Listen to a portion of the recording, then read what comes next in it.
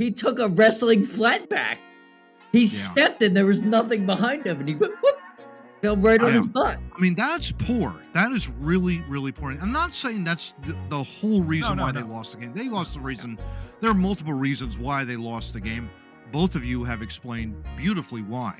I'm just saying, like, from an NFL perspective, just the visual on that field of them actually then going out after the halftime show and having to replace all these little individual little divots all over the place with birdseed practically.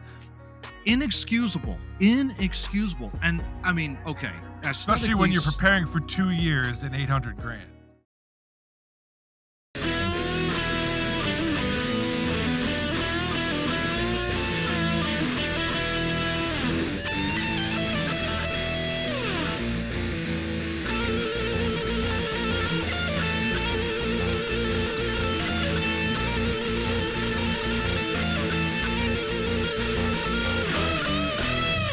Hey everyone, welcome once again to another episode of Two Noobs Talking. It's episode 124. Gee, I don't know, guys. I think we all coordinated with the ELGLES Eagles Super Bowl. Did I just botch the spelling of that? EAGLES Eagles? Yeah, I think I did. I don't know. Anyway, I wasn't with me, of course. Yeah, I don't know. I have to wind that back in post-production. But with me, of course, are my two good buddies, John Tracy to my left, Steve Murray to my right.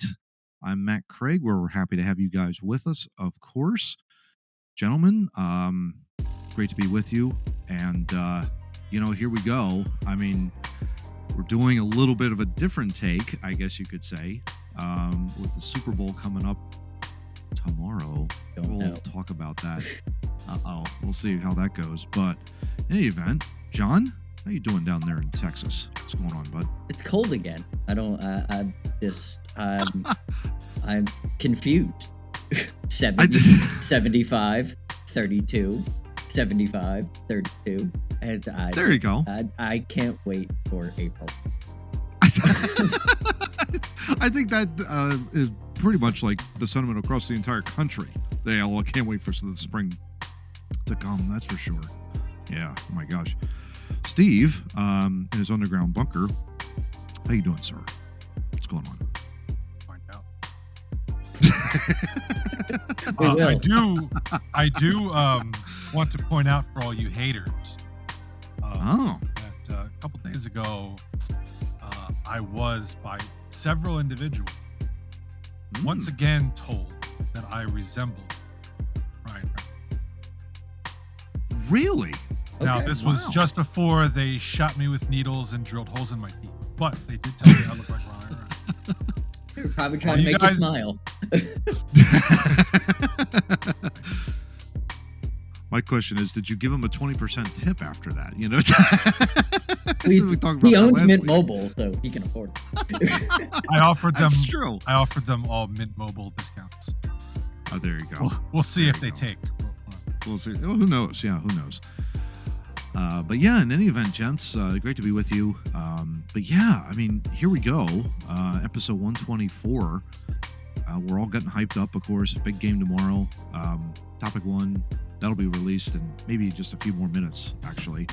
In the time of this podcast future recording. Us. Anyway.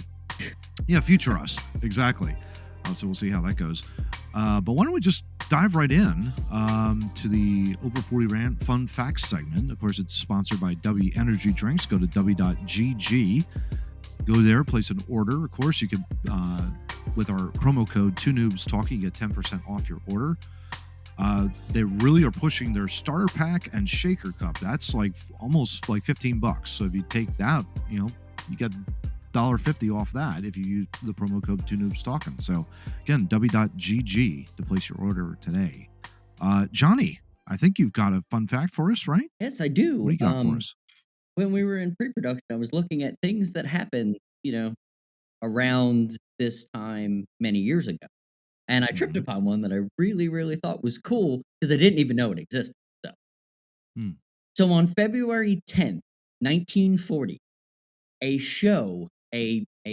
short little show came about, and it was called Puss Gets the Boot. And it had a cat named Jasper and a mouse named Jinx. This little short that was released turned into Tom and Jerry. Really? Oh my gosh! Wow, that was one of my favorite cartoons growing up too. By the way, Me too. Tom and I Jerry. love Tom and Jerry. So that was cool to Yeah, find out. Like I always thought it was Tom and Jerry. So to find out that it was actually a short made by the same people that produced it. It was just amazing. it was 9 minutes and 16 seconds. So Oh my gosh! it was played, I guess, before the movies, and that's where Yeah. then it became a TV show later on. I don't think I many wonder, people had is that still? TVs in 1940. No, Yeah. Oh my gosh! Yeah, that's like way back in yeah. the time machine. But I wonder, is that show like Tom and Jerry? Is that still going on, or is that is that on the Cartoon Network at all? Have you guys seen like a listing It for that? still Or plays on TV. Yeah, absolutely. is it Yeah, it okay? still plays. I guess you can find it on YouTube, of Oh, course. Yeah. absolutely. So, yeah. For multiple reasons, I don't think you can show many of the old episodes. No, no, Yeah. No. Uh, for No. multiple reasons. yes. Uh, Yeah, there may be new iteration. I know there was a movie a couple years ago, yeah. a new movie, but yeah, Oh you there yeah. are watching. You are very unlikely to encounter old episodes of Tom and Jerry. Mhm. Yeah. Oh my gosh. Yeah. But it was comedy gold back then too. So it's like, ah, back then. Yeah, yeah. But now, not so much because of cancel culture. That kind Well, of thing. But when you anyway. when you see some of the stuff Yeah. they did, I mean, Oh yeah, it's cringy. terrible. Yeah. awful. it definitely is. Like It I is can, awful. I don't buy so much into the total like everything that gets canceled is because of cancel culture. Some stuff is just tacky and distasteful, and I would not like to take it with us as we create other generations. Right. Exactly. Yeah, that's a good point. Very good point. All right, and so I guess we'll go to the quote unquote over 40 rant, but I think Steve has something differently planned. Yeah, I Is that right changed. there, I bud? changed What do my you got? mind. I changed my mind. Oh, there you go. All right. I want to get your guys' 10-team no trade list in the NHL. So the 10 teams, Oh. if you were playing in the NHL and you Nice. were negotiating a contract, the 10 teams that you would tell your employer that you would not be traded. Oh, Do we Whoever get to wants to pick go the team first, that we play for? if you want. okay. I guess Johnny, I could. Yeah, go ahead. Please. You want me to go ahead? Yeah, absolutely. Definitely the Rangers would definitely be on that list. I would hate anything New York. You got the traffic, you got the people, anything New York. So yeah, Rangers for sure. Islanders too. I was gonna say, does Yeah, it that mean would the include- Islanders too? That would include the Islanders, Devils as well, All right. Pittsburgh for sure. So that's 4. Uh, Montreal, although that would be kind of close because I think the fan base is so rabid. It would be like if there's anything that goes wrong, it's like you're shit on for the rest of your life there. So that would suck. Toronto too. I think Toronto is like the Dallas Cowboys of the NHL. So it's like, no, I I agree don't with want that. anything to do with Dallas. Oh, you got gosh. 6, 4 more. I'm just looking at that standings board over my shoulder there. Buffalo, Sabres, no. San Jose would be another. That's 8. Really? Yeah, Northern California taxes, forget it. All right, you It's a got little 2 more. redder these days. Arizona for sure because I'm playing in a college hockey rink and I don't want anywhere near Arizona. Right. And I guess Columbus would be the last one. Columbus. Okay. Interesting. Yeah, college town, nah, forget it. Yeah, that kind of deal. So All those, right. those would be my 10. Okay. John, you're 10. Let's see. So can't pick any of the original. I can't pick any of the original 6 because they're just iconic. So even though I hate New York, Rangers are safe with. So let's see. Let's just say I play for the Dallas Stars. We'll just keep that because I like them. So I just played for Okay. them. So I absolutely don't want to go to Philly. Now because because they're not rebuilding yet. When they start to That's rebuild, true. I'll take them off the list. Okay. There you go. The Florida Panthers Okay. because I don't like their Okay. jerseys. I just You don't like the Tampa Bay Lightning. I still think of them as an expansion franchise and hate them, so they just stay there. The right. Carolina Hurricanes because they took the Hartford Whalers away from me. Makes The sense. Colorado Avalanche totally because makes sense. they took the Quebec Nordiques away from me. Quebec Nordiques. Okay. got That's it. Yeah, 5. makes You got sense. 5 more. I do not acknowledge the Minnesota Wild as a hockey team, because they should be the Minnesota North Stars. The Vancouver The Canucks. team you play for, it Yes, screws that up. I know. The Vancouver Canucks because the 90s Canucks are the only Canucks that I recognize. The whale and the sea and all that. I do not recognize any of that. I don't get that does not exist in my world. All right. 3 more. Let's see. The Atlanta Thrashers don't exist. Yeah. I think They would Arizona. Yeah, definitely not. I love Arizona as a place. I would love to go to Arizona, but I wouldn't play for that. Oh, sure. Shitty team. Oh, and the Anaheim Ducks because they're not the Mighty Ducks. Okay. All right, you got I one think more. You're missing Oh, one you got more. one more. Yeah. See, all Canada. Oh, Except for Vancouver, apparently. Yeah, well, yeah, but they technically don't even count Canada. That's like Seattle. I like the Kraken. Quick honorable mention. Sure. Steve, Boston Bruins. Quick honorable mention for me, Boston Bruins. You only get No. 10, man. Yeah. I know. That's a quick honorable mention. I'm a fan of Yeah, I forgot. Massachusetts, so I can't. Like, I would want to go there. I guess I'll go with since Crosby's still playing. I won't play with Crosby, so I'll just Pittsburgh. Makes sense. Yeah. Okay. Very good. There you go. Very good. All right. You will not be traded to those 10 franchises either. There you go. Exactly. So what's your list there, Mr. Murray? If you had to go for a top 10 list of franchises you would not play for. The Rangers, absolutely. And not just for the reasons you mentioned, but Madison Square Garden is a shithole. Yes. Plus, I'd apparently have Norman Julius Esiason rooting for him. There you go. Yeah. Toronto, because you're right, they are the Dallas Cowboys of Cowboys of the NHL. Yep. Mm-hmm. Let's see. And I do celebrate every year the Jeremy Roenick goal. That was the last time they ever were in the second round of the playoffs. Love it. Yeah. Pittsburgh, yeah, because Crosby and Malkin are still there. Mm-hmm. I'll say Edmonton because it's too damn cold. Okay. That is Makes true. sense. Calgary for the same reason. Okay. Winnipeg for the same reason. 6. I will not play for Seattle. That's just weird. Damn team. Yeah. Expansion franchise too, 7. so it's not. Yeah.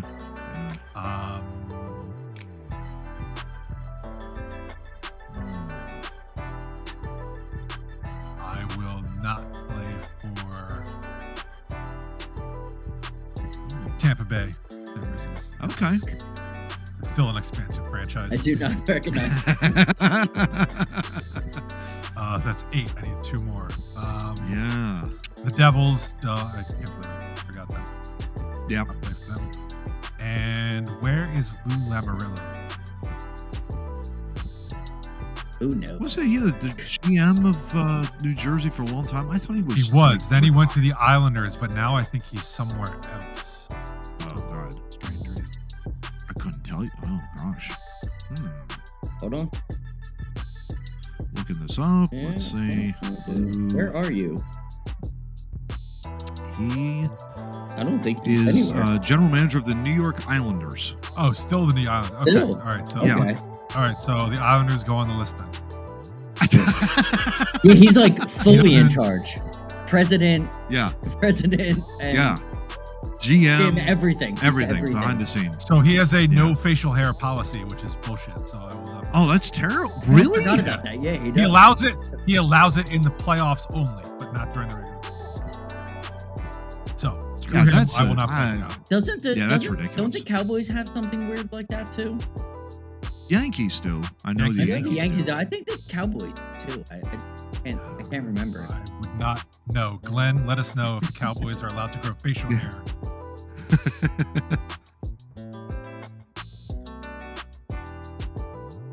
All right, gents. Well, here we go with topic 1 of episode 124. And we're recording this the Monday after the Super Bowl for your viewing and listening pleasure, I guess. Just to be timely.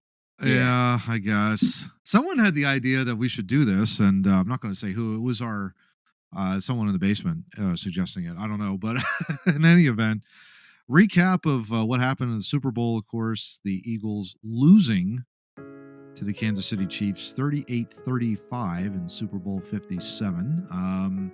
We got a lot to say. We're going to try and make it as brief, though, as we possibly can. I guess I'll lead off with Johnny. Johnny, what did you think of the game, obviously, and really the future of the Eagles, I think, is going to be an interesting topic. Let's take a big sip of As beer. I drink my gigantic beer. That's what this Suddenly loss very did to jealous him. right now. Yes. Yes. Yes. Just doing What do you that. got for us? What do you think? I have a ton of notes. I mean, if you just want to talk football, God, I can't wait for Nakobe Dean to be a starter. That's going to make a huge difference in our defense in the middle, playing against teams like that. Our middle linebacker was exposed. And he's smart. Oh yeah. And he's very smart. Yep. I'm not all about the one thing I wanted to really say is I'm not about this Jonathan Gannon hate that apparently is going all over Twitter. Dude, he can only coach. And he's not the best defensive coordinator ever, but God, man, it was a lot of things. Our pass rusher wasn't there. Our middle linebacker got exposed. Our corners were. I don't think they took the wide receivers as seriously as they should have. That's fair. Yep. Other than Garner Johnson is a stud, and he's a starter on any team in the NFL. Like, that dude just shines. Epps looked good. We made a ton of mistakes. Jalen Hurts made a mistake fumbling the football. Yep. Quez Watkins being our slot receiver is probably not a good idea. Pass was put right on his hands, didn't catch it. Yeah. Because I know you loved him too, and I mean I love Quez Watkins. I think he's a great dude. Yeah, he should play on the team. Yeah, but I don't think he's. His body of work. Dallas game. Come on, John. But I don't think he's one thing I'll say about him is he's not a third down receiver running a corner. No. At not even in the Super Bowl. At any time, he shouldn't be running an in route. Yeah. Because I don't think he has the hands for that. Yeah. He could be. He's a lot like receivers we've had on this team. The lower they are, the better they are. And I don't think he's the top 3 on the team. I think there's a better I think Pascal would have made that catch. Yeah, I mean that's and that's what I thought when I saw it. I was like, that's weird. Like, I understand him being in that position, but there were minor mistakes that the Eagles made. Yeah. And that is what it is. That's what happens in the Super Bowl. Yeah, and still, though, they scored 35 points in the Super Bowl with all of those mistakes. Yeah. And I know people want to talk about the refs being a part of the game. The only issue I had with the refs the whole time was the catch on the sidelines. I thought it was a catch. Brian Baldinger thought it was a catch. I feel that it was a catch. But that did not affect the game. I think the Jalen Hurts fumble affected the game more than anything affected the game. Yeah, no, that's valid. That's valid. And I think this team is going to go back to the Super Bowl a couple more times. They looked good against a really good team, and they lost by a field goal. I mean, there's nothing to be ashamed about. I don't think. I want to be really mad at this game, but I can't. They played good. They really did. Yeah, no, they were competitive throughout the entire game, which is saying a lot. I think. I think anyone else would have folded. against Patrick Mahomes. We didn't. Mm. We stuck with it. Had the lead for a majority of the game. Owned the ball, time of possession, whatnot. Steve, what are your thoughts on the entire game, and what do you think? I was disappointed. Mm-hmm. The youth coach in me wants to do a John and be all positive, but Yeah. these are professionals, and far too often, especially in this town, wasted opportunities. You're in championship. Yeah. This is now 3, Yeah. okay, in the last year. Yeah. Thank God the Flyers have no chance, or we might. Yeah. Um. And we're not even sure the Yeah, Sixers are so- going to have the ability to get there. So Right, exactly. Yeah. Yeah. Exactly. The World Series, the Union, both in one day, if I recall correctly. Yeah. Both lost That's yeah. the same day, and Yep. now the Eagles. And I'm going to disagree with John on. To me, well, let me start with the offense. Jalen Hurts was phenomenal. Oh, Yeah, I he had a can't fumble. disagree with that. Yeah. He had a fumble, but you know what? He picked himself up. Next drive, Big I time. believe he went right down the field and scored. yeah. Made up for it. Absolutely. You know, Next play. Yeah. Next play, Yeah. they Next have play, him he on a went run. right back on. He went right back up. No, I'm not saying that he was the problem. I'm just saying that one play was It absolutely, Was an and error, yeah. all the points count. Blah blah blah. It's a Yeah. fumble. It happens. You wish it didn't, but it did. But he responded, and that's what you want to see. Mm-hmm. oh, absolutely. I thought he was incredible. Mm-hmm. Especially after we lost the lead, went Yeah. down 8. He marches right down, gets Right it, down and the a field? 2-point conversion. Big time. The defense is what failed it. Yeah. Weirdly. Yeah. Well, everybody was back on the Jonathan Gannon train after the NFC Championship. Mm-hmm. But I'm thinking what really happened this season was you had a defensive line that was so good Yeah. that He it rested on that line. masked Mhm. what Mhm. his deficiencies were. And Mhm. honestly, he didn't adjust. Yeah. Andy Reid's very smart. You have to adjust, and to be burned on that same exact play with the motion turnaround Yeah. Twice. Yeah, twice. Twice. He didn't adjust. They didn't adjust the defense. They didn't man up in the red zone. I think the first one was the worst because it's like No. you could definitely tell Right, that it was a but whip then- route. Right, but they did it again. That to me is Again. worse because they did it once Yeah. and they went to the well again, Yeah. and you didn't pick up on it. Yeah. Yeah. So I can't lay a ton of blame on the defensive line because it's not like, and to be fair to the defense, the Chiefs weren't like bombing it down the field. No. Nope. They were taking And that's what we're good at. We are really good at covering deep and tackling low. We're not right, but we're not bend, good at we're not good at the mid game. It's bend, don't break. Except we were breaking every single time. Yeah. Yeah. I mean, to be perfectly honest, all the defense needed to do was make one stop in the second half. Yeah. One stop. I mean, this game was eerily similar to the Super Bowl 52, where we kind of get up in the first half. Yeah. Second half, things turn around, we get behind, we make a comeback. But what was the one difference between these two games was Brandon Graham got to Tom Brady, Strip got a sack, sack and a strip. Yep. Yeah. I'm not saying we needed a turnover, but we needed to make them punt, get a turnover on downs. It would have been really nice to equal to equal that turnover. The Jalen Hurts fumble. It would have been really nice if it would have been an interception and that was I think that was the break in the game is the defense just didn't produce that one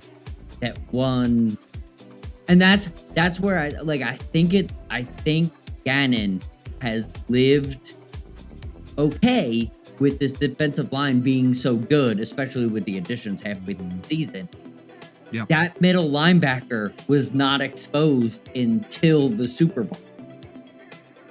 Well, if you watch what the Chiefs did, again, like they weren't bombing it down the field, so they weren't holding on to the ball. This wasn't Carson Wentz sitting back there for 50 years having a cup of coffee. Nope. Our guys weren't getting to Mahomes because they were getting the ball out. Andy Reid protected his quarterback, something Kyle Shanahan should study. Yes. And yeah. whoever the Giants coach is, I can't remember his name. Right. I know Dable. Yeah, Brian Dable. Yeah. Whatever his name is. Yeah, they didn't do what Reid did. Yeah. Reid was smart. He protected his quarterback with an old ass offensive line. So yeah, exactly. But he got the ball out quick. He kept Mahomes from having to face that 4-man rush. And that's when the defense got taken apart. Yeah. To me is the bottom line. It was an exciting game. Good game. Oh, absolutely. I had probably disagree. more fun watching this game than most Super Bowls in the last couple of years.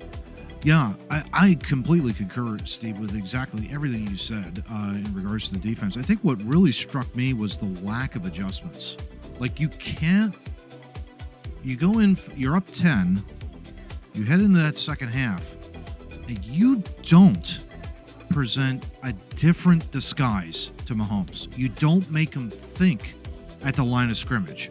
You don't make, hey, wait a minute, that's not right. Or, hey, wait a minute, you just relied, it seemed to me, the novice in me seems to be like, they only rush 4. We're going to, basically cover with 7, and they were slipping all over the place. And I have a lot to say in regards to that. That field, I was reading in there, the NFL spent $800,000 on that field and spent 2 years growing that grass. And the amount of people slipping and sliding on that field alone, that was ridiculous. Jake Elliott is lucky he didn't break his leg on that. He didn't break his leg. Yeah. I'm shocked that he didn't break his leg.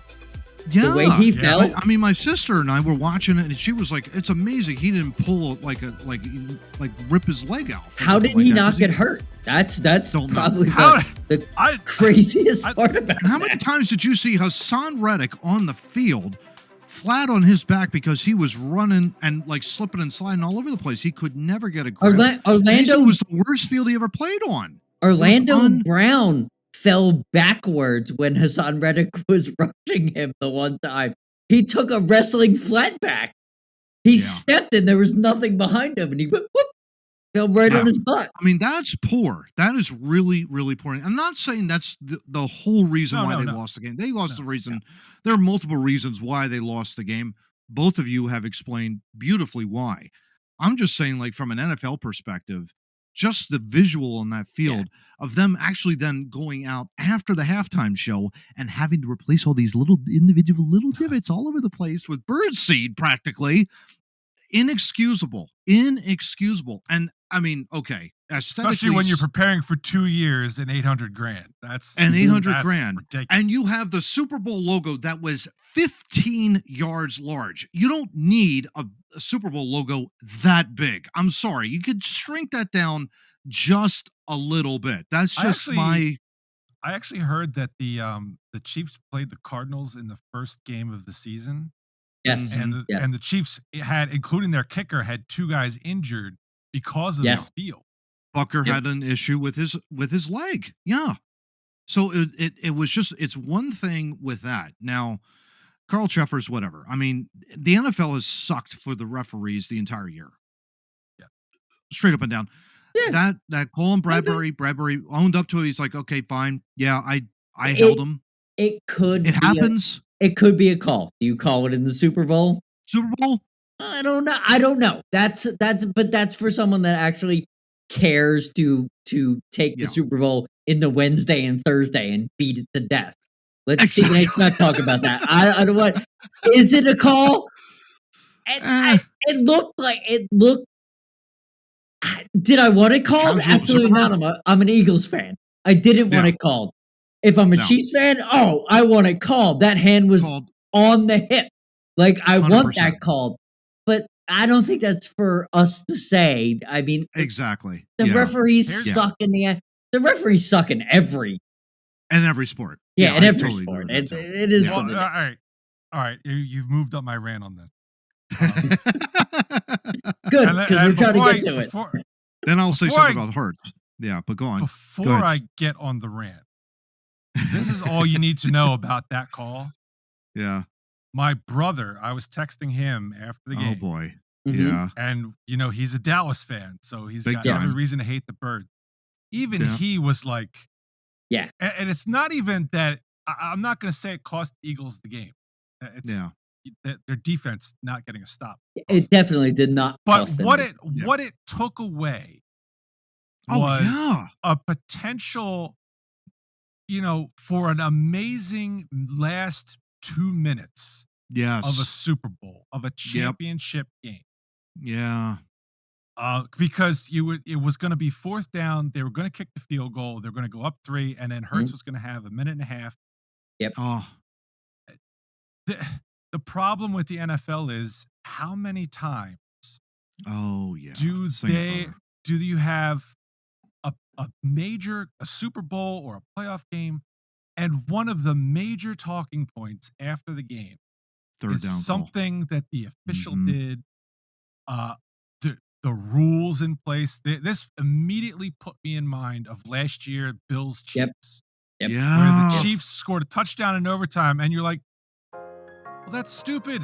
Why can't Josh Allen get an opportunity? Yeah. And let's see, because you could have an amazing game. You could go all night with these guys trading blows, and we could have had 2 minutes of some really exciting Super Bowl football, and instead we get 2 of the longest kneel downs I think I've ever seen. Yeah. And Andy Reid staring at a clock for 40 seconds. It took away. Glenn's point was it's a ticky-tack call. Yeah. Yes, by the letter of the law, it's probably a penalty. But at that You point, rob. you take away the experience. No for the doubt. fans. And I think that's what most people are upset about, is you had an opportunity to set up a really exciting finish to the game, and instead No doubt. we got a dud. Yeah. And the way exactly. I look at the penalty Yeah. is because it's semi-subjective. It's like an umpire in baseball. Yeah. Okay, He's got his balls and strikes. if you're gonna call that low pitch Mm-hmm. a strike, Be consistent. then be consistent. That's all we want. Yeah. If they had been, that was the first call I can remember on either side in the whole game of a defensive holding or interference in the secondary. Yeah, I agree. And you telling me that kind of clutching and grabbing wasn't going on all game? Going on all the time. Yeah. If you're gonna call the low strike in the bottom of the 9th of the World Series, you better have been calling the same pitch in the first inning. Yeah. Okay, Exactly. Call it the same all game. Don't suddenly change your mind in the waning portion. And that's my whole point of the NFL. They always seem to have this. Yeah. AFC Championship game, we were talking about officials. NFC Championship game, we were talking about officials. How many times on a third down? How many times call? on a third down? Yeah. What other matter. sport? What other sport? Yeah. Do we come out of World Series talking about the umpires? No. Very rarely does that ever Very happen. Do we come rarely. out of the Yeah. Stanley Cup Finals talking about the referees? No. Do we come out of the NBA Finals talking about the referees? Yeah, Never. barely, unless it's Tim Donaghy. But other than that, Well, yeah, but that didn't happen in the championship. Yeah. You see what I'm saying? Exactly. Yeah. The Johnny, NFL you had- seems to have this go over and over in Over again. important playoff appearances. Yeah, no other totally. sport seems to have this problem. Yeah, it's really Agree. 100% agree with everything you said. absolutely. That's the one thing. That's the one thing to look at that play. If you break down that play, Bradbury is holding. Right? Nobody is saying that he didn't hold. Yeah. But also in the NFL, how many times in the NHL, how many times when someone flips their hips do you hold?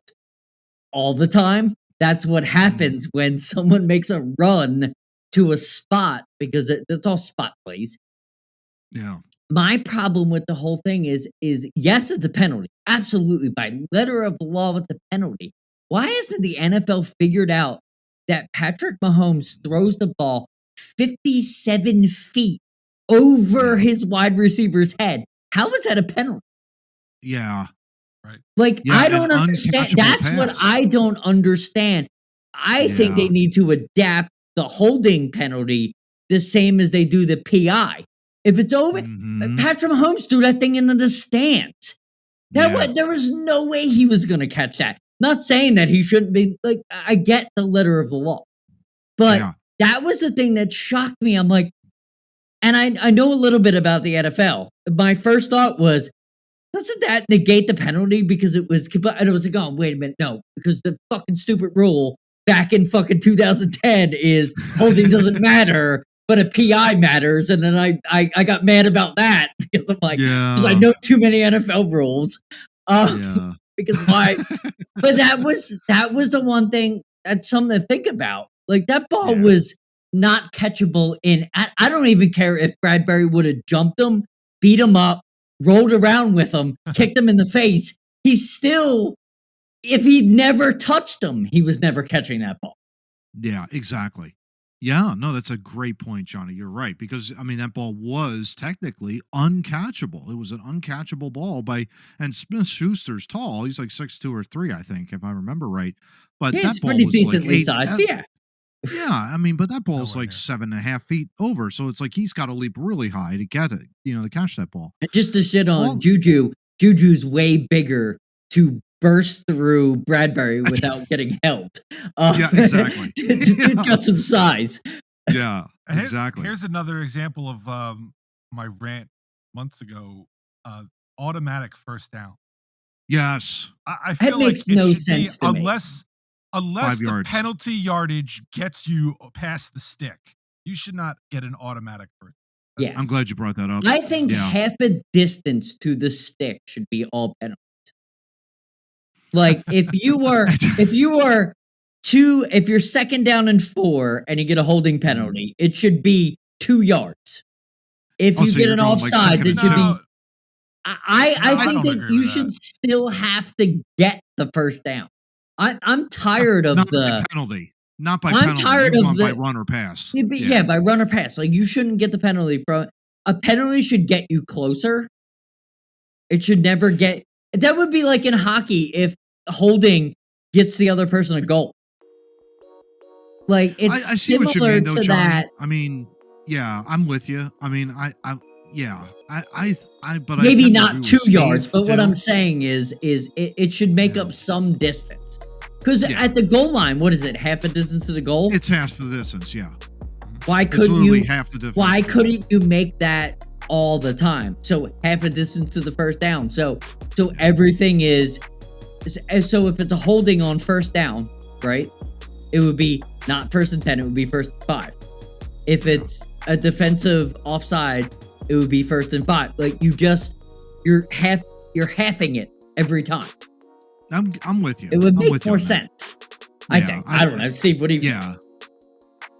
Well, I like what I said earlier, which is you can keep it the right yardage for whatever penalty. Just don't, if it's 3rd and 14, you get an illegal contact downfield. That's a 5-yard penalty. That shouldn't negate. No, it should the be a entire 5-yard 14 penalty. yards. It should be a 5-yard penalty, penalty. and now it's 3rd and 9, right? Yeah. So Yes. that's how I think. Repeat the. No, I agree. Like, repeat the down, but Yeah. But short. I think we're on the same page of No, making yeah, you it. guys are right. Making No, it. yeah. Stop giving automatic first down, because that keeps drives alive that don't need to be kept alive. Yeah. And just the so one- we're clear, to end the Go for it. referee discussion, Yeah. we're not blaming James Bradbury. Deserves most of the blame here, because you shouldn't put yourself in a position where a referee can make that call. Exactly. Absolutely, If you're but skating with your stick on the ice, you're not going to call hooking. Okay, Yeah. if you But- don't put your hands on him, he can't call holding. Yeah. but And that's the defense most. shouldn't put Bradbury in that position by letting Mahomes run 26 yards on a busted Yes. play. Right. Agreed. Everything Agreed. leads to another. Just saying. Yeah. But also, that is most of the game, because most of us are grabbing most of the time.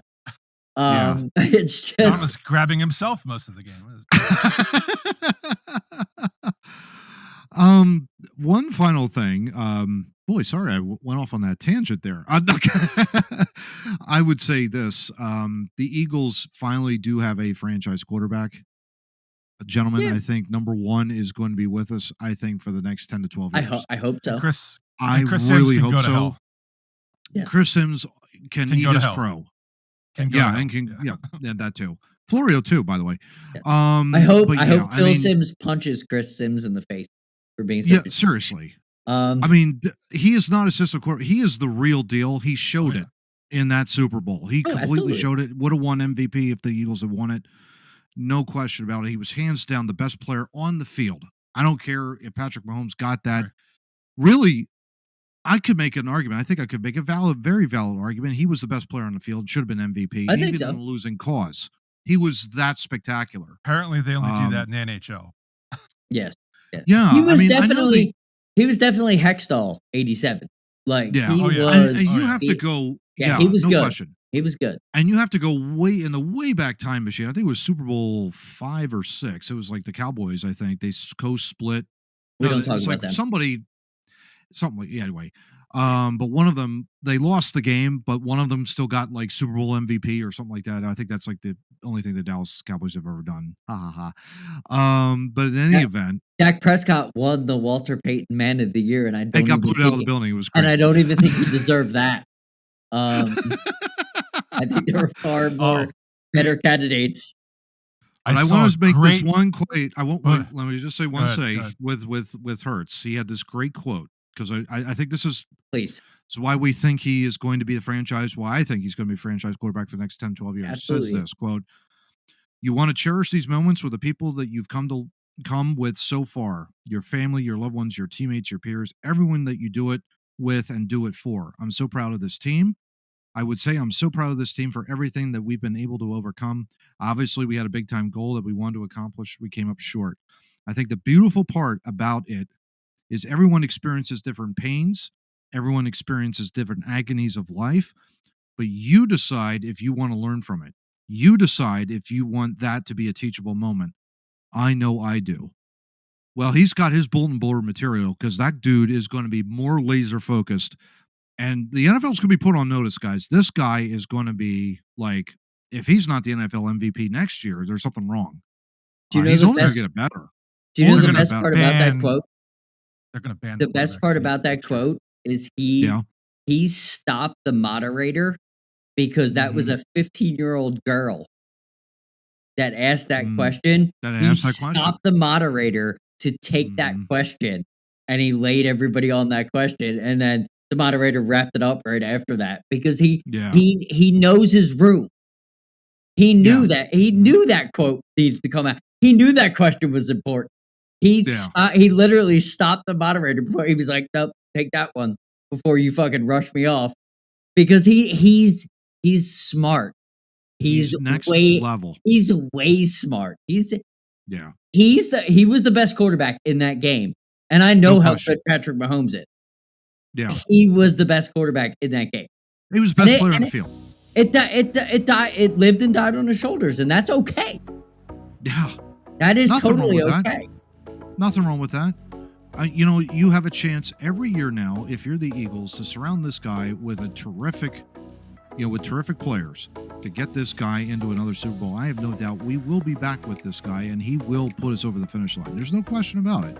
And he's going to go down as one of the most celebrated quarterbacks in the history of the Eagles.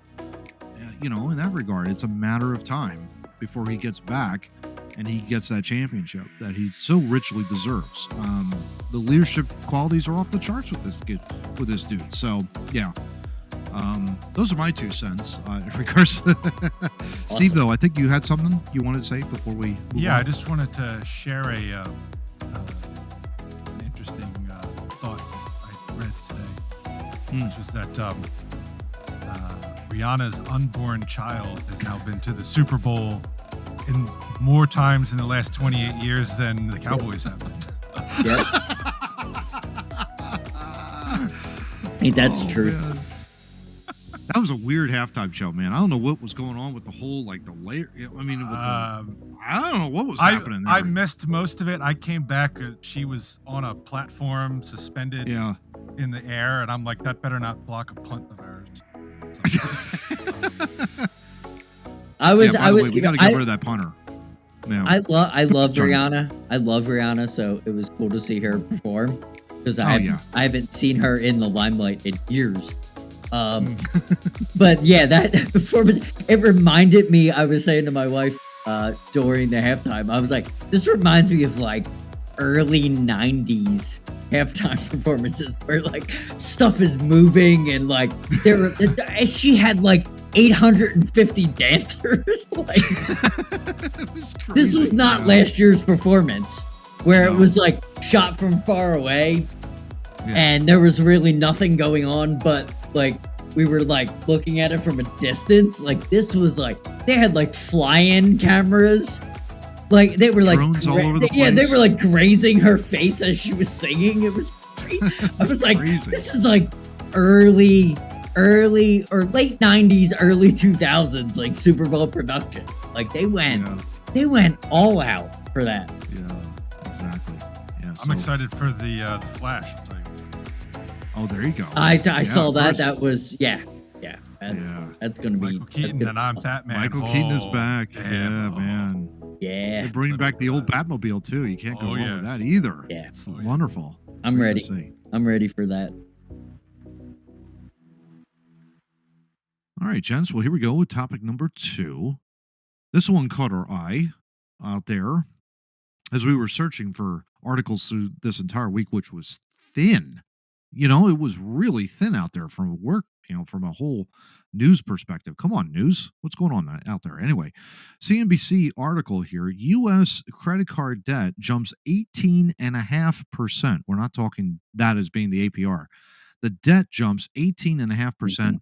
It's a record $930.6 billion. That's crazy. On the heels of another rate hike this week by the Federal Reserve, credit card annual percentage rates are already near 20% on average and are set to climb even higher. At the same time, more consumers are leaning on credit to afford increasingly expensive necessities like food and rent.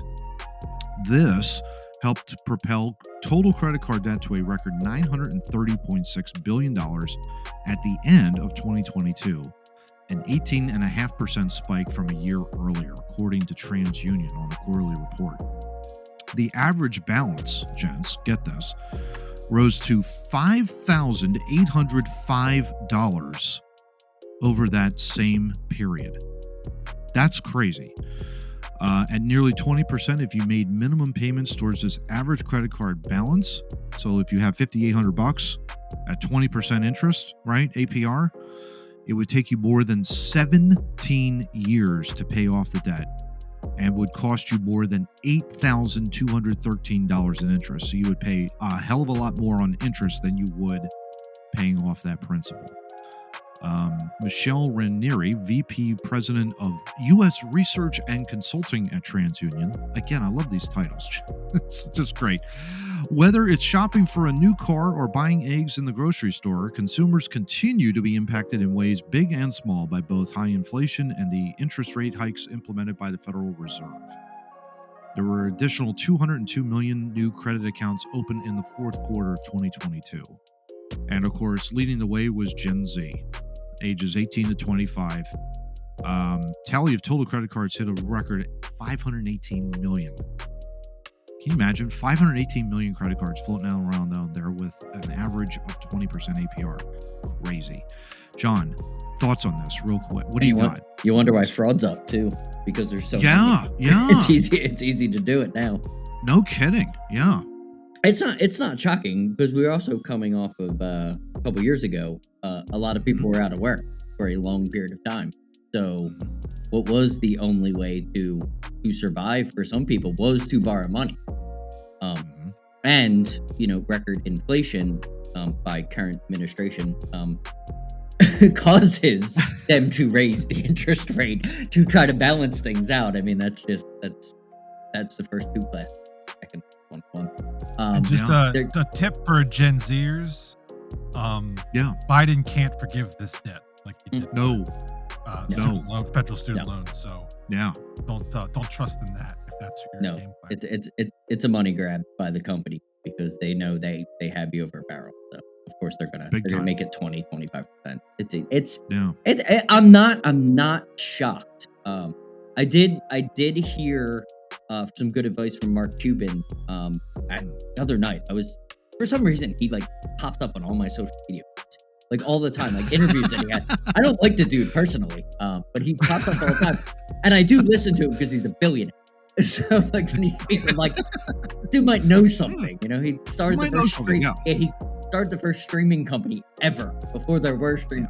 So, dude might know something. Yep. But what he was saying, and it was probably because my phone was listening when we were talking about the credit. That's the next topic, John. He was explaining. Keep our topics separate.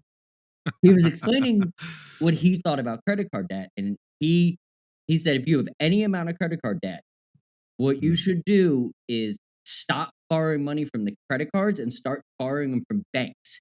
So get out of the credit card game as soon as you can. Pay your credit cards off, throw them in the trash, and work with a bank. Yeah. A bank is a little bit different than a credit card company, is what he was trying to explain. He wants your money. Basically, if you're going to borrow money, you want it back on your financial status and their financial status. You don't want high interest rates from companies that are just throwing you line. They give you more.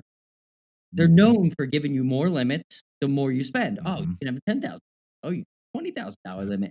That's their game. So his advice was, if you really want, borrowing money isn't the bad thing. It's who you're borrowing the money from is kind of the point you make. That's a great point. Yeah, good advice too. Yeah, Steve. I know when we were talking about this in pre-production, it's amazing because all three of us have different avenues and paths on using credit cards in that regard. Yours, I think, is very, in a way, unique in the fact that you make it a personal goal that whenever you put something on a credit card, you pay it off immediately. Correct? I mean, that's really admirable. Yeah. Obviously. Yeah. Yeah. I mean, talk about that. Yeah. I treat credit cards as a convenience that I don't have to go to the freaking ATM and get cash out of. Yeah. Right? When the bill comes at the end of the month, I pay the bill in full. That's just how I was taught, and if you can do it, that's the way to do it, because you're not going to be charged any interest when you pay it within the 30 days or whatever the bill's like. Yep. So I don't care what my credit cards APRs are, because I never have to worry about it because I pay the bills in full on time. But the other thing you have to worry about, and this is where I kind of disagree with what John was saying from Mark Cuban, which is borrowing is not the bad thing. Borrowing within your capabilities is not the bad thing. Bingo. Right? Yes. Yeah. So if your credit card gives you a $15,000 limit, that's great, but that doesn't mean you need to spend $15,000 on a credit card. Okay? Yeah. You don't need a BMW in your driveway if you can't afford it. Well, I think that's everything. Live above. Don't live above your means. Right. Live below your means, like slightly below your means. So just in case my parents always taught me, live the certain way that if something comes, and I'll give you a clear one. Amber's surgery a couple years ago. If I was living above my means, we never would have survived. No. That was that was an extremely expensive event in our life. Thankfully, we were living in a way where it didn't knock us down and keep us down. No, that's it is very important. Steve's absolutely right. You have to live in a way, like, plan for the future, plan for something catastrophic to happen. And if it doesn't, guess what? In a couple years, you've got a ton of savings to then borrow against, and maybe you could start a business. Maybe you could buy that car that you want. Maybe you could take that trip that you want. Yeah, exactly. Great points. Yeah, exactly. I use the credit cards for things like groceries and basic necessities. I'm not using it to buy. I never would, even if I had the money, like Louis Vuitton handbags, shit like that. Like, He's lying. He's got them all in his closet. I sleep on them. They're very comfortable. I was just going to say, either that or your wife sleeps on them. Who knows? She's at least come around to my way of thinking, which is it's not worth paying thousands of dollars for a bag just because somebody's got their name on it. Yeah, exactly. She's at least sensible in that way. But there's a lot of people who aren't, and that's what they use the credit cards for, is to buy stuff that they wouldn't be able to afford if they had to pay cash out of hand. And that's where a lot of people get in trouble. Now, with the inflation and, paying for groceries, that is a concern. And no question.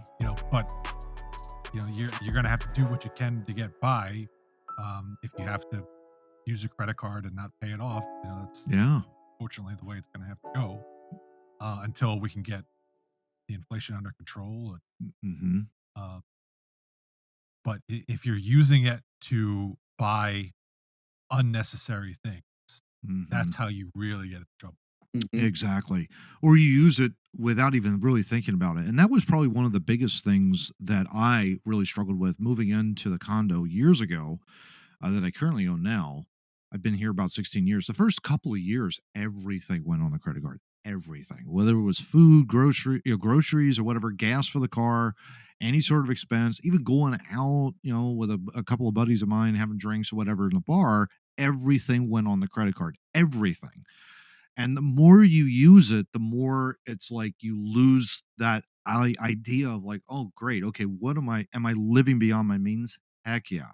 It's easy to lose. And you end up you pay the price for it. And unfortunately, like right now, even in the midst of all of this, I've been very fortunate in the fact that I have some great debt consolidation loans that I'm working my way through. That in 4 years, all that credit card debt that I've built up is going to disappear and gone. I think in some ways, Steve, like you and I operate now on the same basis, whereas you put things on the credit card and you pay it off immediately.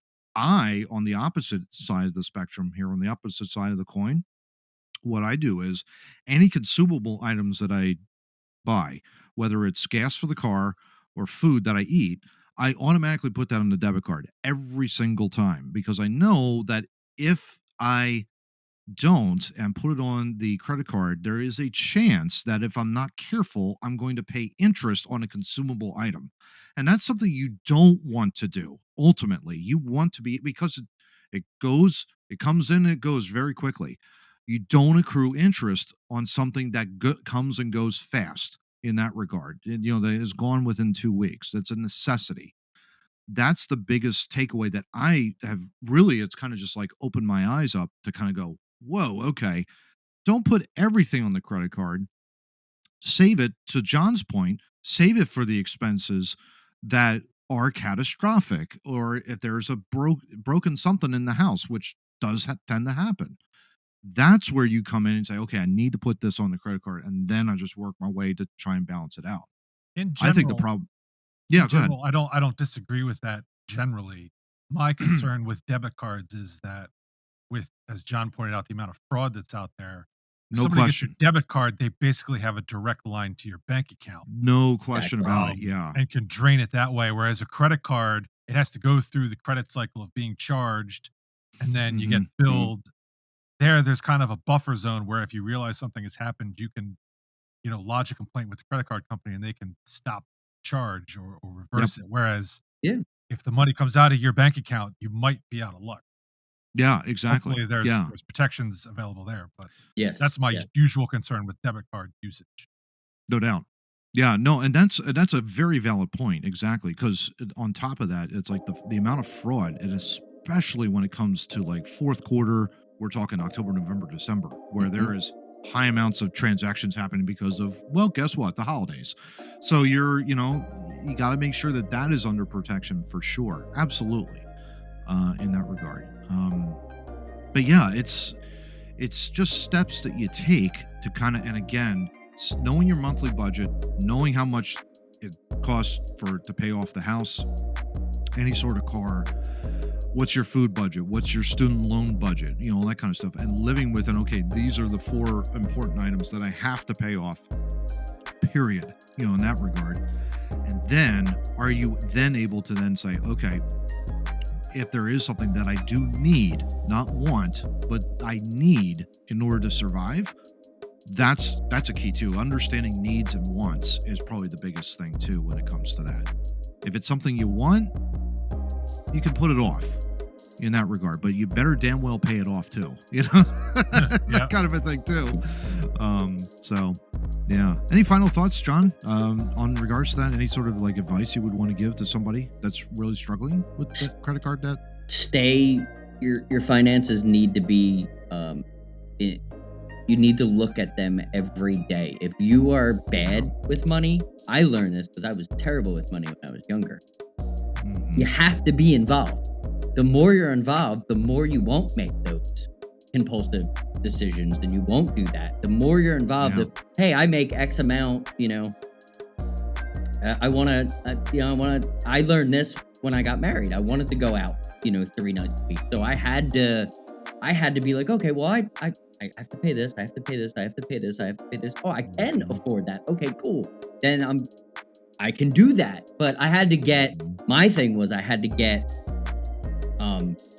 heavily involved in my finances to make it easier for me to handle. Because some people they have significant others and they handle the finances, and that's where you get into trouble because you're not both actively involved. Me and my wife are extremely actively involved in our finances, and that's why we can save money. There you go. It's easy to lose track of how much, it's easy to just hand over a credit card. Yep. And you lose track of how much you've actually put on there until the bill comes. Yep. And you go, oh crap, we overspent. If you're not keeping up, I know it's hard to write every transaction down in a book or to keep every receipt, but you're right. You have to actively, it helps to actively manage, keep on top. Don't just wait once a month till the end when the bill. Yeah, exactly. Hey, with the State of the Union last week, I just wanted to say real quick, Joe and Mark, it's great to be able to pod mash with you every week.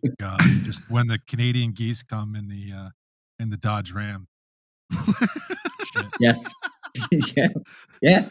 Pretty much. Speaking of Canadian geese, they're all over the place in my apartment. It's terrible. I hate those things. They should be shot. Every single one of them should be shot in the head. Jesus. Seriously, I don't like them. That's excessive. Too Noobs Talking does not condone what the hell Matt just said. Matt speaks for himself. Holy crap. We have a new animal hater on here. Johnny, you've been replaced. Ding, ding, ding. Crap. There you go. Yeah. Oh, my God. Well, when let me tell you something, guys. When I was, I walked out, this was on, I think it was a Sunday morning, and I'm just, it's cold. It's like maybe about 20, 25 degrees outside, and I'm like, got to get something out of the car and all that kind of stuff. So I open the door and I go to look behind on the trunk, and there is this goose poop. And I mean, he hit the direct target on top of and I'm thinking, are you kidding me? And it's just like, I have no love lost. I don't care. I'll assassinate them. I'm proud of that. Anyway, for our non-Canadian geese friends. Anyway, this is Two Noobs Confessions. Move on. Here. Episode 124. Yes. I'm so glad that the New York Giants are playing the San Francisco 49ers in the Super Bowl. There you go. Wait a minute, fact checking. Anyway, ding. Anyway, topic number 3, gentlemen. Tech gone wild, I guess you could say. Whenever you guys bring articles like this, I always laugh because I know Steve is so concerned with artificial intelligence taking over the entire world. And yes, we have a couple of artificial intelligence type of stories here. First of all, one from Hellertown, Pennsylvania. Marty the robot escapes a Pennsylvania grocery store. I told your ass. I told you. Damn it. Yes. I told you this was going to happen. It was terrible. The minute I saw that Ram robot in Giant, I knew it. Yeah, exactly. It was only a matter of time before we have it on YouTube. It's in the catalog. You warning us. Customers at giant food stores outside of Hellertown, Pennsylvania are familiar with Marty the robot. The tall robotic assistant has been in stores since 2019, helping identify hazards such as spills. He's gone viral for googly eyes and facial expressions. However, Marty's job is mainly indoors. Rarely does he venture off on his own. Until now. Dun, dun, dun. One Pennsylvania grocery shopper in the Lehigh Valley area posted a video showing Marty on the loose in a store parking lot before employees wrangled him back inside. In fact, we're going to just throw that video up there right now in between all three of us so you get a good laugh out of this. A spokesperson for Giant said Marty was just on a fresh air break. So there you go. I mean, he was out there just roaming on the parking lot. He needed some fresh air, Steve. What do you think? Well, when they wrangled him up, his first reaction was chill out, dickwad. I'm just going for some fresh air. This is viral video has nearly 500,000 views on Facebook. Yeah, with comments saying, I'm watching it right now. There you go. With comments saying, "Be free, Marty. Be free. I love Marty more than ever now." No, you don't. He's on the loose. You don't want to like roaming all over the place. What's going on over there? This is the precursor to Terminators. You people understand that, right? He's become self-aware enough that he's like, I got to get out of this store. And he left. Hopefully he's just going to take the trek down 95 and clean up some things in Washington, D.C. because we could use that. He does point out things, that are amiss and need to be corrected. So if you just let him go down there, maybe we'll get the Sith Lord of the president will have a lightsaber duel with Marty, and maybe we'll win. John, first off, keep our topics separate. Second off, he's going to go down there. He's going to tape off the White House. No, hold on, wait a minute. We don't know what we talked about before. So how do we separate? I don't understand. What's happening here? What is going on?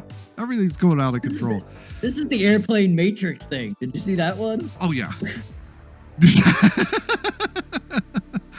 I guess that's more on that later, Johnny. I don't know, but this is interesting. They talk about the robotic assistant Marty being deployed to all Giants and Martin's food stores thanks to a partnership between Ahold Delhaize USA Services Company Retail Business Services, Giant, and Jabil subsidiary Badger Technologies. A.K.A. Skynet. Skynet, exactly. Nick Bertram, who's the president of Giant Food Stores in 2019, said this about Marty, quote, "Bringing robotics and AI from a research lab to the sales floor has been a very exciting journey, and we were thrilled by the customer response in our pilot stores. Our associates have worked hard to bring this innovation to life with amazing partners." Oh boy. The reaction is the children who see the googly eyes and think robots are friendly when only we know the truth. They want to rule the world. That's exactly what they want to do. I also would like to point out that they probably let it outside, get media coverage to talk about Giant because they're probably not doing so well.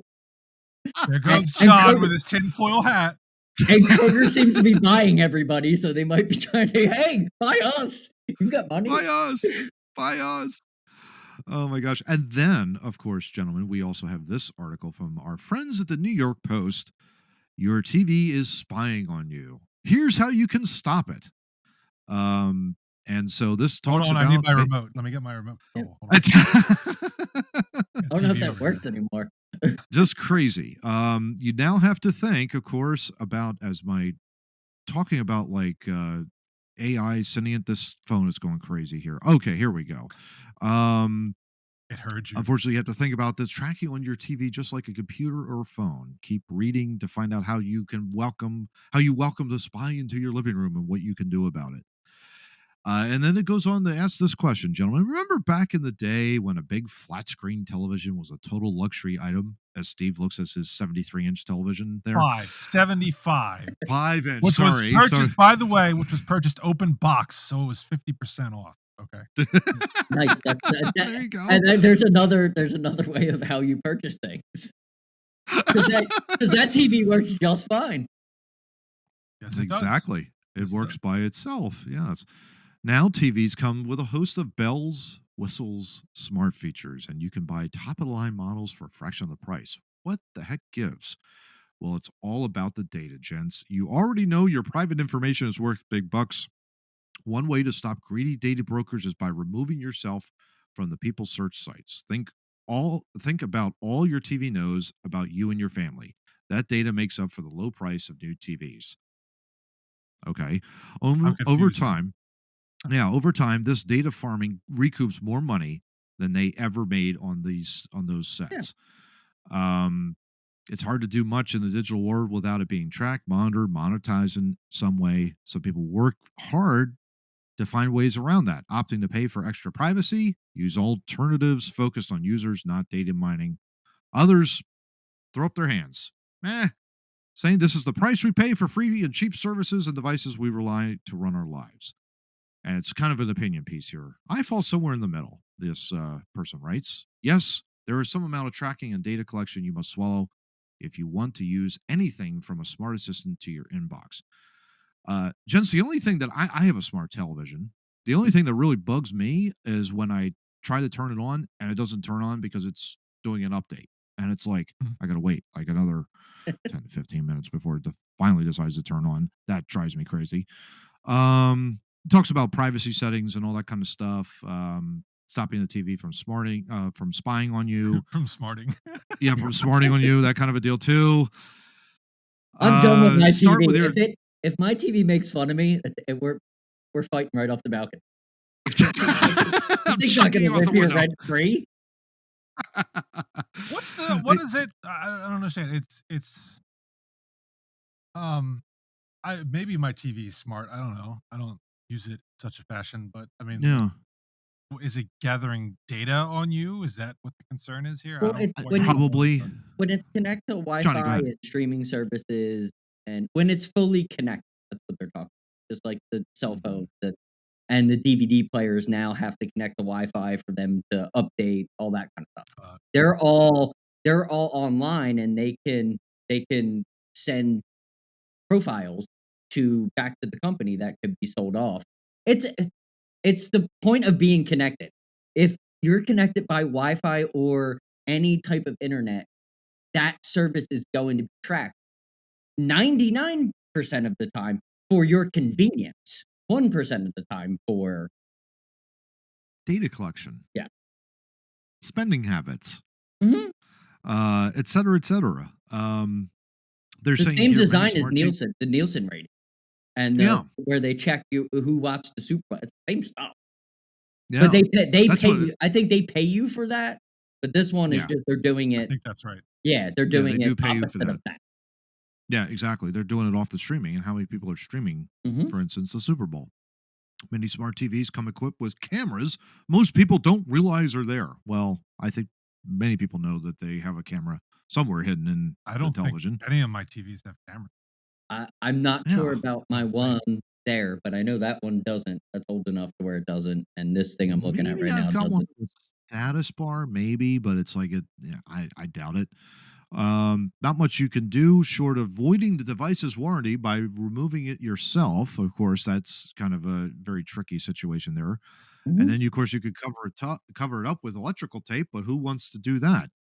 So they recommend this article here. This person says you should start with your smart TV's tracking features, your automatic content recognition or ACR. Hmm. So where is it and how do you turn it off? It's a visual recognition feature that can identify every ad, TV show, or movie you're playing on your TV. Hmm. This includes streaming boxes, cable over-the-air TV, and even DVD and Blu-ray players. This data is collected, used for marketing and targeting advertising purposes. There are ways to turn it off, and they basically go through if you have a Vizio, a Samsung, an LG television. They walk you through the different types of steps to turn off this particular ACR. So that's one way to do it. Another way, of course, is to disable voice control, avoid free apps and channels, consider what your streaming services and devices track, things like that. So kind of interesting in that regard, gents. Yeah, John? we'll link this article down below the YouTube video that you're watching, and you guys can if anybody actually cares to disable that, you can by checking this article out. It's pretty cool. Yeah. No, it's really, really cool. Yeah, I'm gonna look into I'm mine. surprised they don't have Sony on here. Sony, they don't have Sony, they don't have Panaphonic, they don't have any of that stuff. It's crazy. I don't know. Mark, so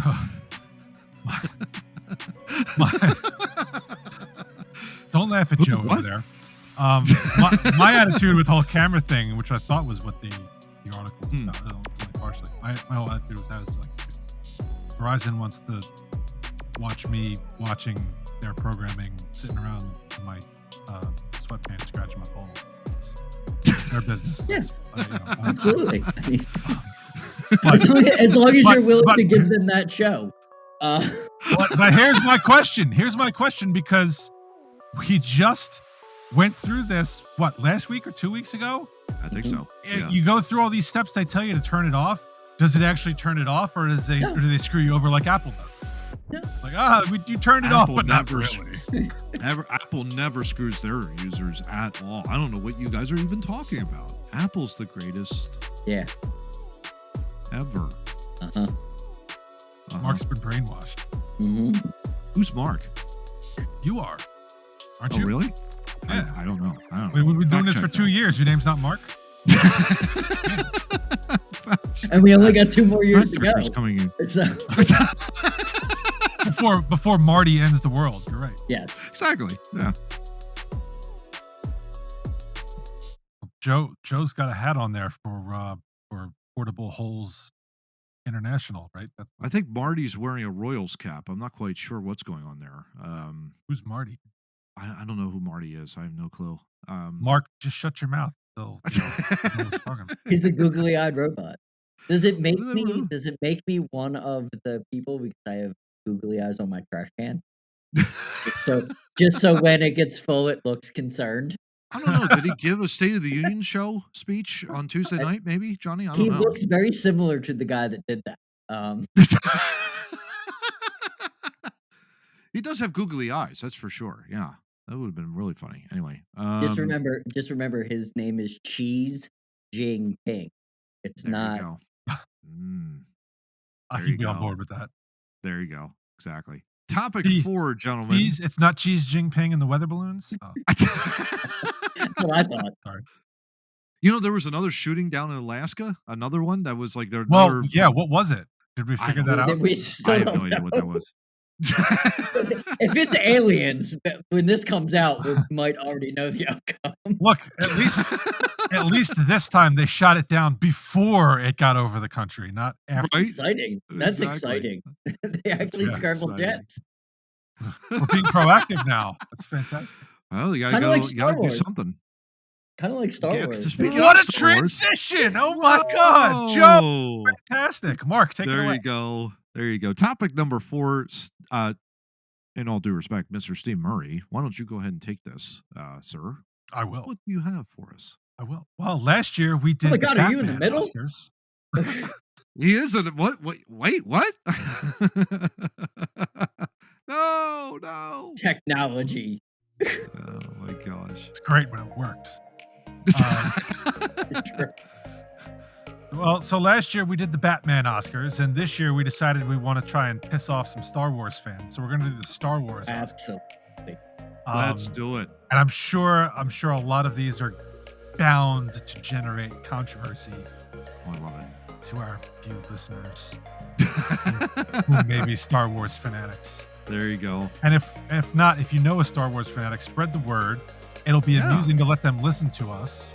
Absolutely. And just the rage, they'll be like San Francisco 49er fans. I love it. They'll just be... They'll complain. It'll be great. Yeah. And we will troll them on Twitter, just like the Eagles have been doing to San Francisco players. Absolutely. All right, so without further ado, gentlemen, why don't we start with the best droid category? Oh, okay. To lead off here. But ground rules here, because I know for a fact have not watched anything but the movie. I'm pretty sure Matt's in that same boat. 100%. Yeah. John's I'm so he vaguely off to a couple of the cartoons. I haven't really. All right. I'm not as invested as you would think. Okay, good. Thank God. So this is confined, much like the Oscars, to movies only. There you go. Live action film. Okay. There you go. Yep. So best droid, we've got 5 nominees for this category. As he said. Correct. And they're all numbers and letters. So here we go. Nice. R2D2 is your first nominee. The goat. BB-8, or the soccer ball droid. There you go. Ladder trilogy. Oh, okay. John, help me out with this again. L337. L337, yes. That's Lando Also, Calrissian's droid. There you go. From Solo, a Star Wars. Okay. All right. Then we have C3PO, Of course. gold protocol droid, right? Yeah. How many languages is he? No idea. I want to say 3 million. A ton? Yeah. Over 3 million. It was a lot. It was a lot. And then finally, K2 from Rogue One. There you go. Gangly, wise ass droid, I guess, is referred to in Star Wars land. 6 kind of million ironic. forms. 6 million. There you go. That's 6 right. million 6 million forms of communication, Johnny, for C3PO. Thank you. Thank you. I couldn't remember. He says it like 97 million times. He does. and it never stuck. Yeah, exactly. All right, gentlemen. So who gets the award for the best droid category here? Mark, you go first. Well, I don't know why you keep calling me Mark. My name's Matt. Anyway, but maybe I am a Mark for this guy. I'm going to go with R2D2. He is the goat of all goats when it comes to Star Wars droids. As far as I'm concerned, the others not so much. How about that? But I've always been a big R2 fan. I've always loved him. He reminds me of like the teacher in the old Peanuts comics when he's just, well, I told you, R2, this is what we're supposed to be doing. You know, that kind of, so it's great. I love R2. So there you go. It was always amazing to me that people actually understood what he was saying. Exactly. Yeah, they could talk droid, which is great. Joe. I wish they would have. I wish they would have explained that they could talk droid like they did in Solo, and explain that Solo could understand look. And then you're like, wow, well that makes tons of sense that the dude knows looking. Like exactly. everything now makes sense. Good writing there. I'm gonna go with L337 because I haven't laughed that much in a long time, and I just saw it recently. R2 is the GOAT. Like he made most of those movies. So I'm not saying, but just whoever wrote that character, great job. Like that made me just, those scenes were hilarious. She was very, 21-ish in her speech, and she was just whimsical and funny, and it was great. There you go. So we're not going to have any agreement in this category. I agree with you. R2 is the greatest, but my vote would go to K2 because his wiseassery was, to me, second to none. If I could understand R2, maybe he was more of a wise ass, but K2, I mean, he got me the very first time he's talking when he's like, do you want to know the chances she's going to use that blaster against you? Shut up and drive. It's high. It's very high. It's very high. And then he comes out of he's like, I was bored and I heard noises, so I came over. He's just not to be messed with, man. He was awesome. All right, Budge, what else you got? In the all right, why don't we move on to best creature?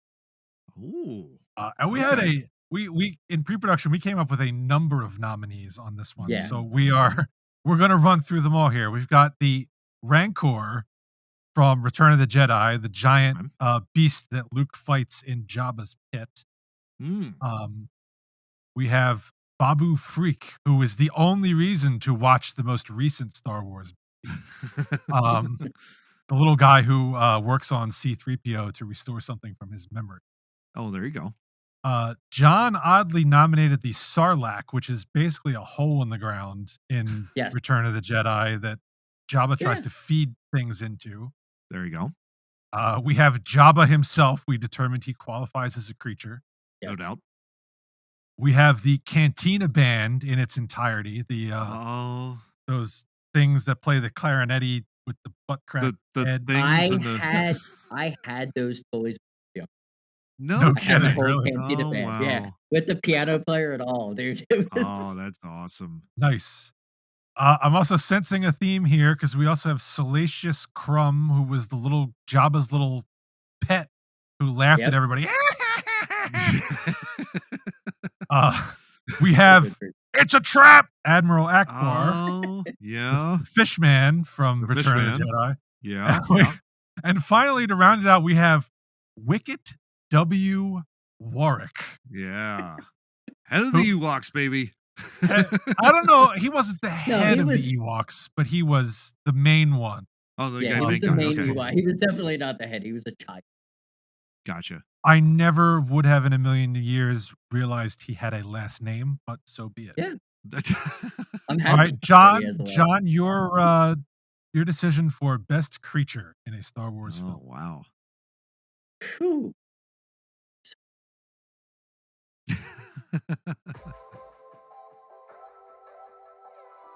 Who would you vote below? Comment below.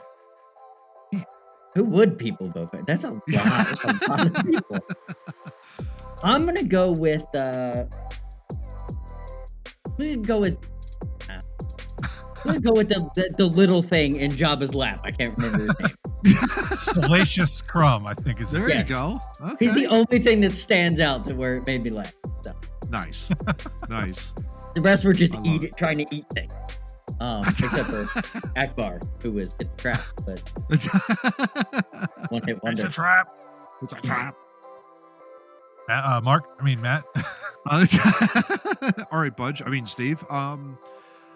This is tough. I would have to say, because I love the classics, I love the early Star Wars movies. I have to go with Admiral Akbar, though. With the greatest line in movie history. The ones that's been parodied the most. That says a lot about the character, his voice inflect, everything. So I would, it's got to be him. A very close second would be the Cantina Band guys, and then the third would be Jabba. But for my money, it's Admiral Akbar. We won't last long against those Star Destroyers. Love it. I'm going to go. I agree. I love Admiral Akbar. Babu Freak just, he was awesome. And again, the only, if that movie's ever on TV, I turn it on to see if his scene is up. And if it is, I will watch it. And if not, I will turn it off because I don't care. And the best part about him was that he made such an impression on Steven Spielberg. Oh, wow. When they did the initial screening. Initially, he was just in the one scene where they fixed 3PO. And at the end of the test screening, Spielberg is like, well, what happened to Babu? So they brought him back. He pops up in the final attack. He pops up in one of the fighters and goes, hey! Nice. And so you know he's there and alive. So that's awesome. If you have that kind of impression on Spielberg, good on you. Absolutely. Yeah. All right. What else you got? Let's go best Sith Lord. Ooh. And we could only think of 4 nominees total for this category. Yeah, there has to be more. There has to be more, but we just don't feel like doing the research. Yeah, we just didn't feel like, There's more. Please educate us. So here we have, obviously, Darth Vader. Okay. We have Darth Maul from Phantom Menace. Oh, okay. We have Count Dooku, played by the magnificent Christopher Lee. See? Okay. In, I think the second and episodes 2 and 3. 2 and 3. Yep. 2 and 3. And then you have Emperor Palpatine, played by that Canadian actor whose name I thought it was Joe Biden who played Emperor Palpatine. But anyway, sorry. Palpatine remembered his lines. Yeah. about a great many things. All right, Matt, who's your pick for Sith Lord?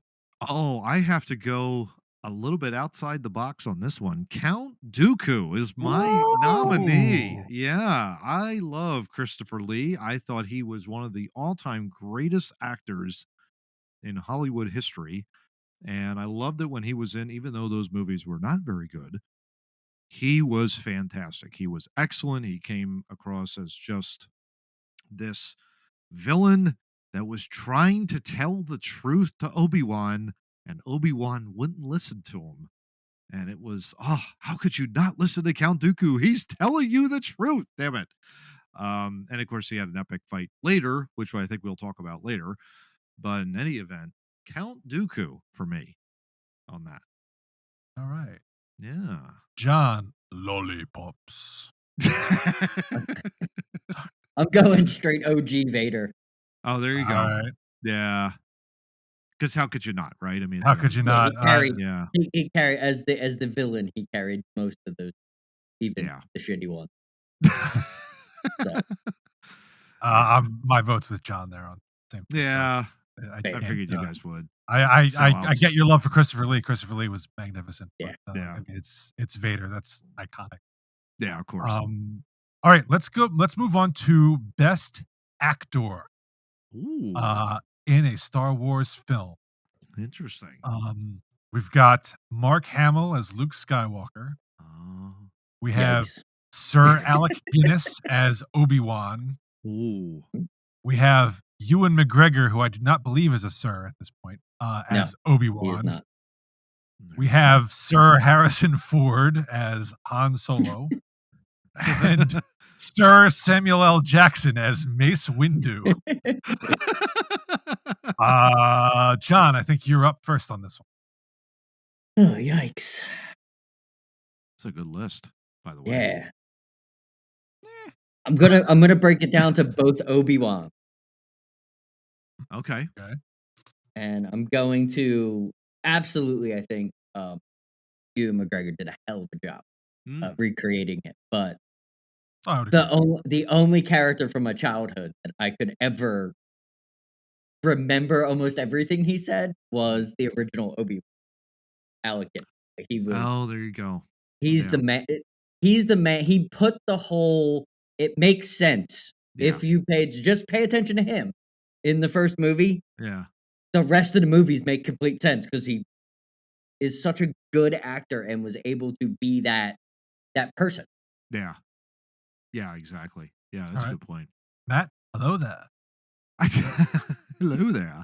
Hello. For me, I have to go Mark Hamill. I think he was just fantastic as Luke, and among other things as well. He was just tremendous as the Joker, of course, the animated series and all the others, but with Batman. But I think for me, that's his claim to fame, not Star Wars. Yeah, really is. But I think what set him on the map was definitely playing Luke Skywalker and Return of the Jedi and all that kind of Empire and all that kind of stuff. He was, and also in New Hope, he was fantastic. He was a great young actor back then. I just absolutely loved him. I'm not counting the last one that came out. He wasn't too bad in that. He wasn't too bad. Yeah, he was not the character that I was like, eh. You know, he did a pretty good job. He did a pretty good job. He made me feel like it was Luke Skywalker again. Yeah, exactly. But yeah, he would be my nominee. Budge, what do you got? Steve, sorry. Well, here's all I gotta say. Hold on to your butts. Uh-oh. Because I'm going Samuel L., man. Oh, damn. Man. Oh, when he upstages Emperor Palpatine,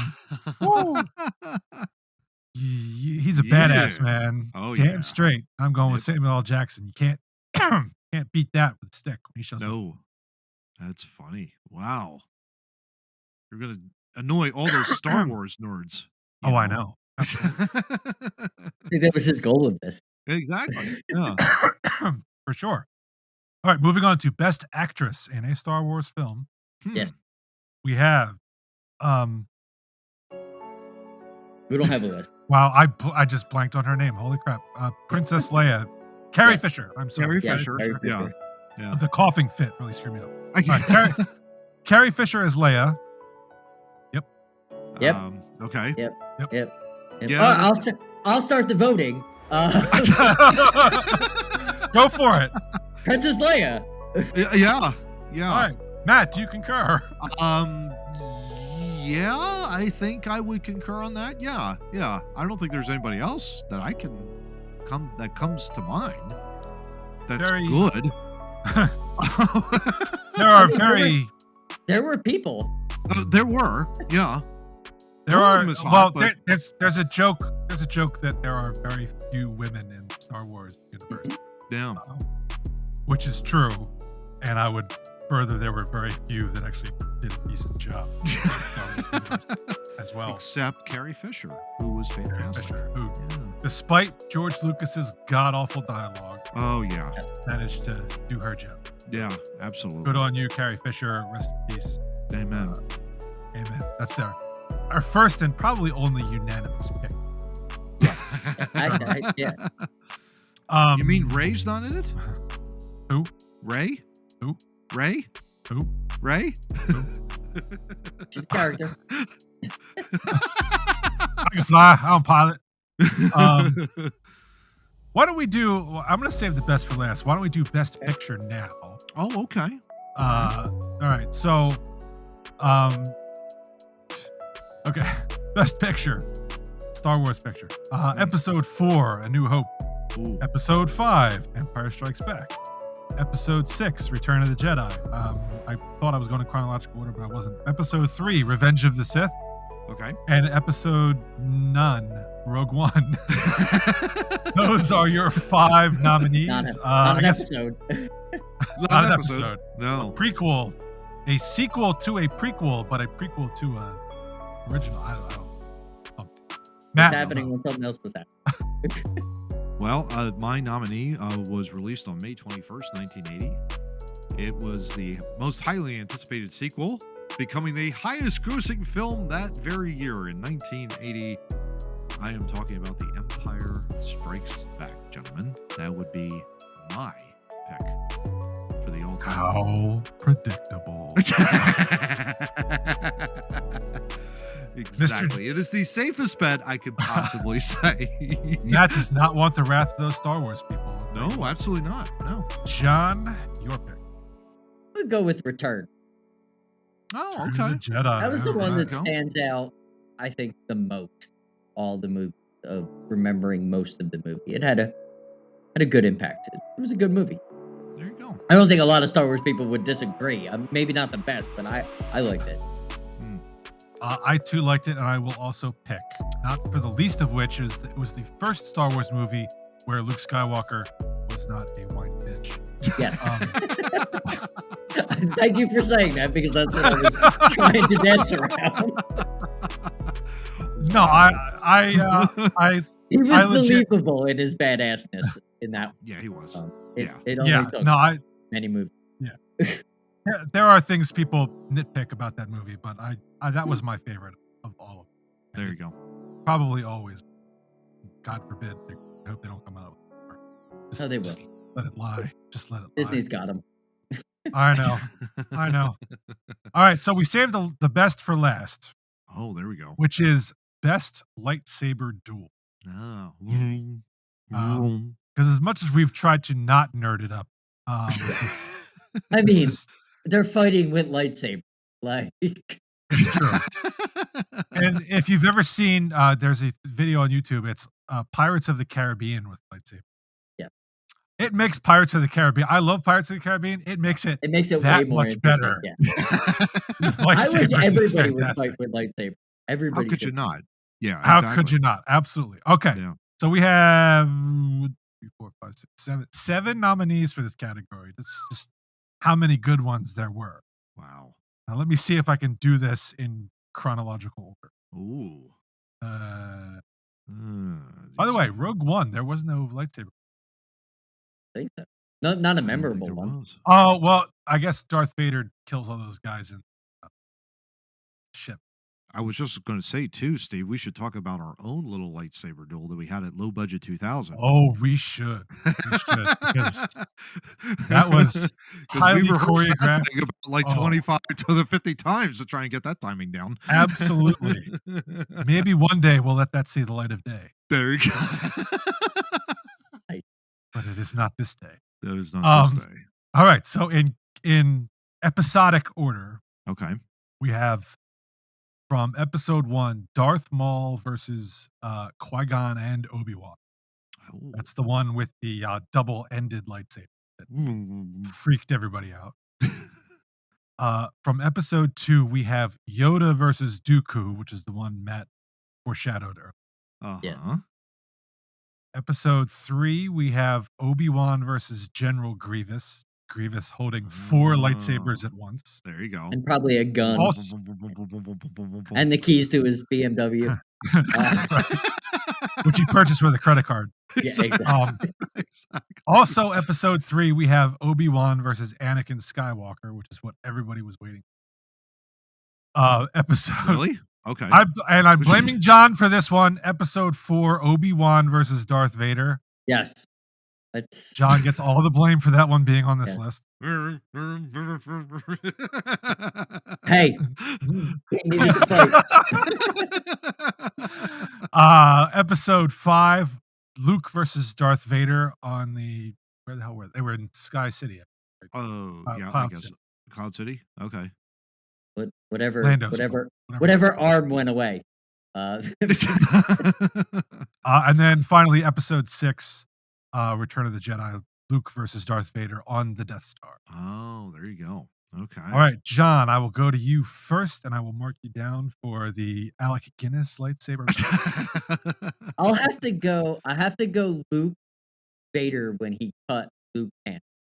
Because that was that was the moment where he told him he was his father and blah blah, and he did that cool thing where he let go and Luke slid away and somehow landed it on a wire or something, and then the Millennium Falcon came to save him. That was cool. But that I like that lightsaber because he wasn't quite badass Luke, but he was starting to get there. He was angry Luke, that's for sure. Yeah, he was angry Luke. He wasn't, but he was honing his skills. Like he was able to kind of hold his own, but then his arm got cut off. But I like that. In all fairness, I always thought Vader didn't really go all out in that battle. I thought he was just kind of toying with him. That's because he wasn't trying to kill him. You know. Yeah, I absolutely agree with you. But I thought it was good stuff. Yeah, I liked the image you see where they're about to square off and it's dark because they're in that that whatever that was where they melted or froze Han or whatever. Carbonite. Carbonite. Yeah, that was a pretty cool image. So there you go. I don't think anyone would blame you for picking that one. No. Matt, I know you're going for Alec Guinness. No, I am not going for Alec Guinness. I'm actually going for Obi-Wan and General Grievous. Because whenever you have 4 lightsabers and you're swinging them like, are you kidding me? Come on. I'm like, 907 hands. That one was hilarious. That was great. It was just terrific timing, obviously. But yeah, that was one of my favorites in a really interesting movie. I'll put it that way. In episode 3. I could see your point with the 4 lightsabers, but it didn't last very long. It didn't. No, it was literally like less than 5 minutes. So could you imagine editing that? Oh no! It's easy. It's easy. You just draw a circle and put some lights in it. That's all you do.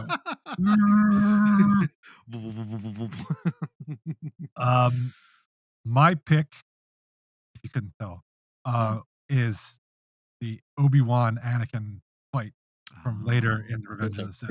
That was a big, yeah. Not only do I think that was the most, everybody loves the Darth Maul one because it's 2 against 1. He's got the staff lightsaber, which is gimmicky, but Obi-Wan versus Anakin was probably to me the most technically proficient. I think so. Yeah, duel. Makes sense. Yep. It was the one that the whole freaking prequel was leading up to that. Let's be honest. It was, and it delivered. Everybody wanted to see cool. them fight. Yeah, it delivered. Cool part. Yeah, it delivered. absolutely delivered.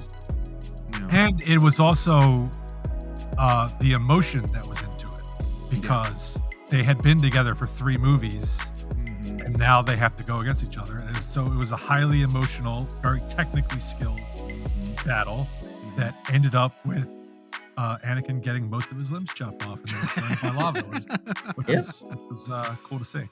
So that gets my vote. And in 5 seconds, he got put back together. No.